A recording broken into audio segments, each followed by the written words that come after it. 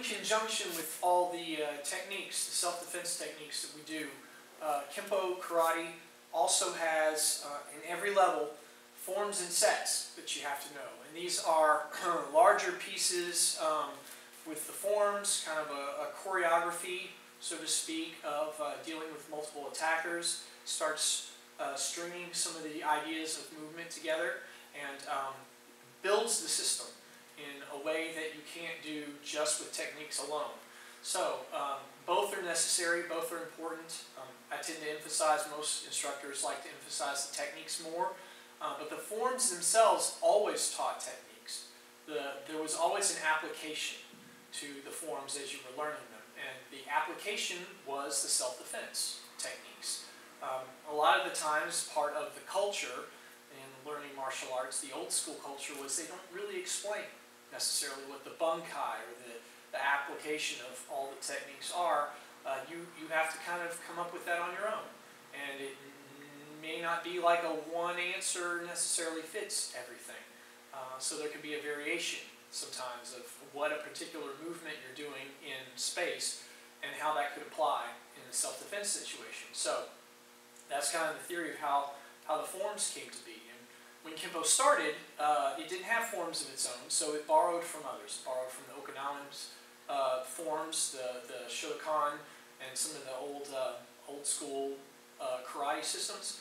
And it also borrowed from some of the kung fu systems. So I am implementing both the Heian forms, the Okinawan forms, back into Kenpo Karate with Kenpo Karate for Christ. Part of our curriculums is every level is going to have either one of the Okinawan forms, traditional forms, or one of these old kung fu forms that Kenpo stopped using, stopped teaching. You'll still find it in some of the Tracy schools. They do the book set or bungi. We utilize bungi, and we use tiger and crane along with the other three forms that were early part of Kenpo history that most schools don't use or teach. So you'll see that within Kenpo Karate for Christ, and you won't.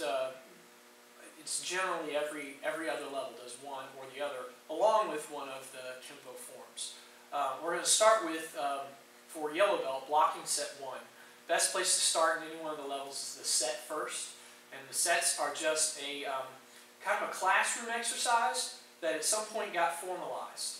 It was like, this is really good, schools are doing this, and other schools are starting to adopt this, and this is a good way to practice certain basics. So why don't we formalize it within the system? Make sure that everybody's teaching it, everybody's utilizing it that way. And that's kind of how the sets were born. For some of the Kenpo Karate for Christ sets, particularly the second ones, every set has a secondary follow-up one later. There's, like, we're going to do blocking set. This is really blocking set 1, and then there's a blocking set 2 that comes later. All the secondary sets, many of them were part of thesis projects for other black belts, and quite honestly, as they got adopted into the system, some of them are just really too easy for the place they've been put. So long story short, I've pitched most of the second sets that we do, and most of the sets, blocking set 2, striking set 2, king set, they're my own design.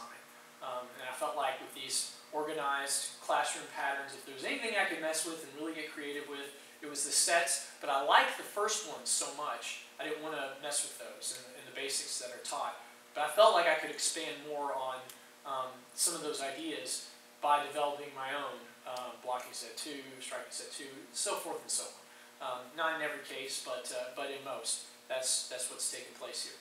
So, with all that said, this first one, blocking set 1, has also been known as star set sometimes in other schools.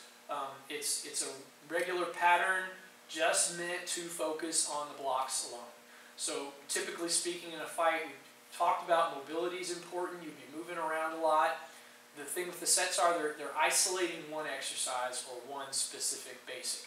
So in this case, the whole set's going to happen from our horse stance position. We're not going to move out of this place. So from horse stance position, we start with our left hand's a sword, right hand's a fist, our scholar and warrior salutation. Here it comes to the front, and then the hand comes back to the side. The blocking set starts with the right hand. Right hand's going to do the whole series first. It comes up the middle like it's doing an uppercut, and as it rises up, it's going to turn so that your arm is above your head. You want to create a diagonal, a roof position. It shouldn't be flat this way because one, I can see the top of my, it's exposed. The top of my head is exposed. I'm not actually positioning anything there to defend it. Now, the whole idea of the blocks are, if they're going to hit something, then it'd be better that my arm, in this case, than my head or my face, but it's also a strike. You know, whatever attack is coming, could be like downward heel palm strike, something like that. You're actually attacking the appendage that's coming at you.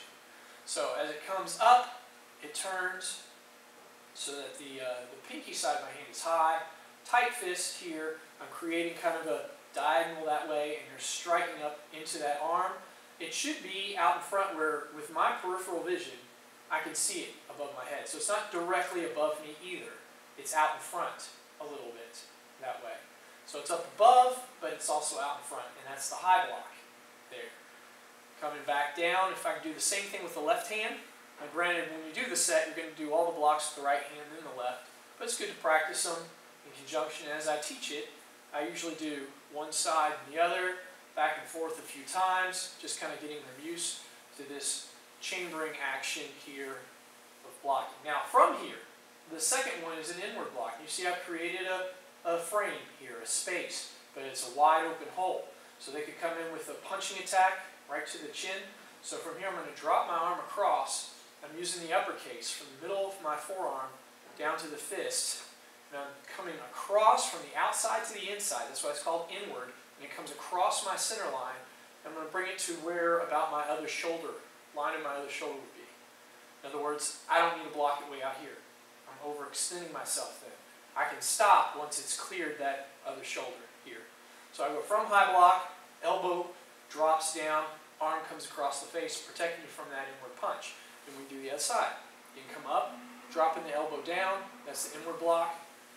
Back and forth a few times, right, then the left. From the high block to the inward block, back to the high block, inward block, always starting with the high block, going to the inward block. Boom. Now, next one, from here, another hole's created that can punch again, straight into my chin. So from here I'm going to come across the face here, and I'm turning my wrist using that extended outward block that we'll see in the technique for sort of destruction as well. And I'm using this outside of my arm.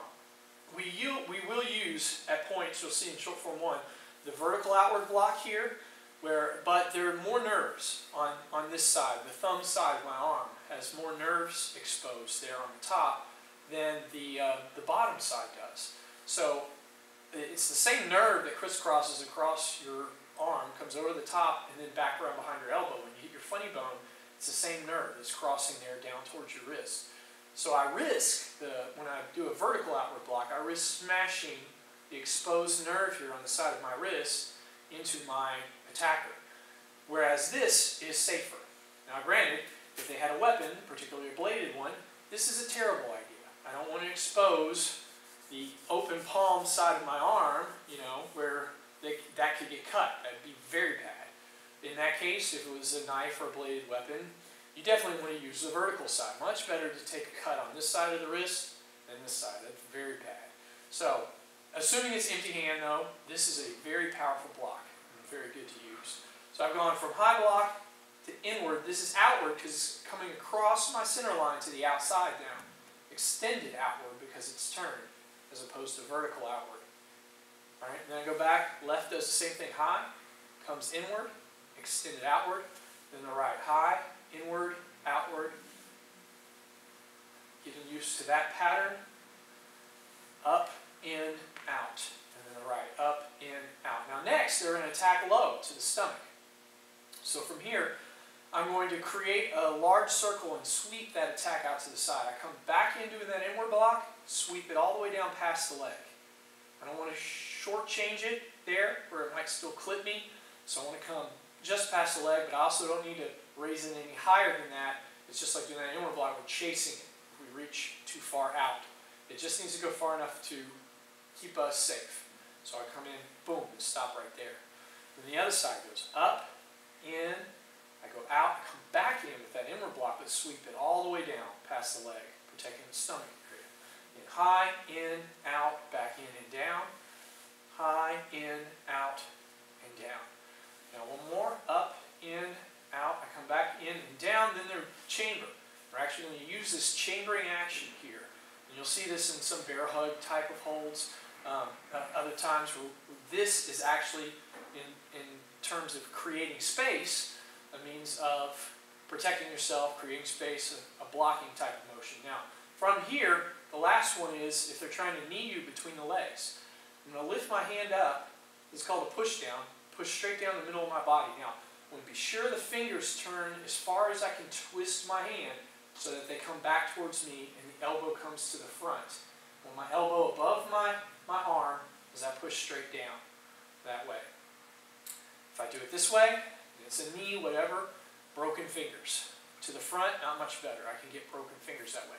But if you turn your hand all the way so those fingers come back towards you, you're pushing forward with the bottom of the palm. That's the hard part, boom.